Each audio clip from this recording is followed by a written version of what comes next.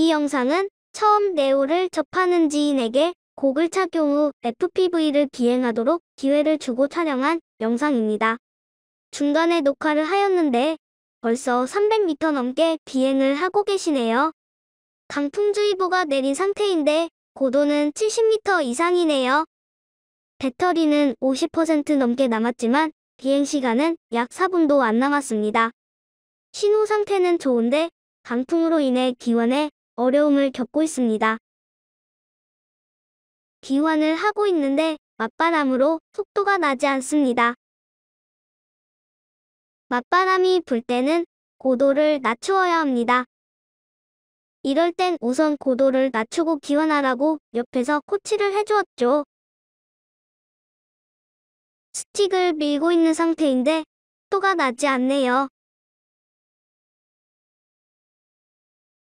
힘겹게 바람을 밀치고 전진을 하고 있지만 거의 제자리 상태입니다. 이럴 땐 조종자 입술이 바짝바짝 마르죠. 더구나 본인 드론이 아닌 경우에는 정말 난처하죠.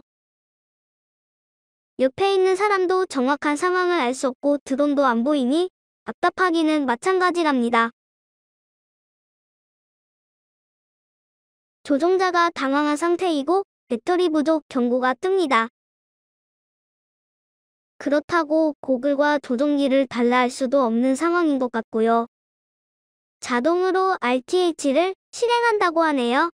배터리가 조금 남아있으니 자동 RTH는 취소하고 계속 스틱을 밀으라고 코치해 주었습니다. 비행 당시는 조종자만 화면을 볼 수 있는 상황이라 정확한 상황을 알 수 없었죠. 저전력 RTH 경고문이 떴다고 합니다. 배터리가 30% 정도 남아있으니 계속 기원을 하도록 합니다. 200m 지점에서 거의 움직이지 않습니다. 고도를 내려야 하는데 조종자가 빨리 기원을 하고 싶어서 스틱만 밀고 있는 것 같네요. 이렇게 전진이 안 될 때는 고도를 내려야 하는데 드론을 처음 만져보는 분의 입장에서는 무조건 이륙 지점으로 빨리 오고 싶어 하는 마음뿐이겠죠? 고도를 점점 내리자 약간 전진도 조금 합니다. 그런데 전진이 너무 힘들어 보이네요. 그나마 육지라서 다행인데 만약 바다나 깊은 산속에서 이런 일이 벌어지면 정말 난처하겠죠. 그렇기 때문에 강풍이 부는 날씨에는 멀리 비행하면 안 됩니다. 네오는 실제 비행시간이 10여 분밖에 되지 않기 때문에 비행거리를 생각해 두셔야 합니다. 물론 날씨가 좋고 바람이 안 부는 경우에는 1km 이상도 비행은 가능합니다. 이제 겨우겨우 전진을 하고 있는데 배터리가 20% 이하로 떨어졌습니다. 이륙 지점까지는 150여 미터가 남아있는데 배터리 부족으로 기원은 어려울 것 같네요. 이렇게 배터리가 부족한 경우에는 주변의 착륙 지점을 알아보기 위해 카메라를 수직으로 내려서 주변을 살펴야 합니다. 적당한 지점이 있다면 무리하게 기원하지 말고 그대로 착륙하는 게 가장 좋은 방법이죠.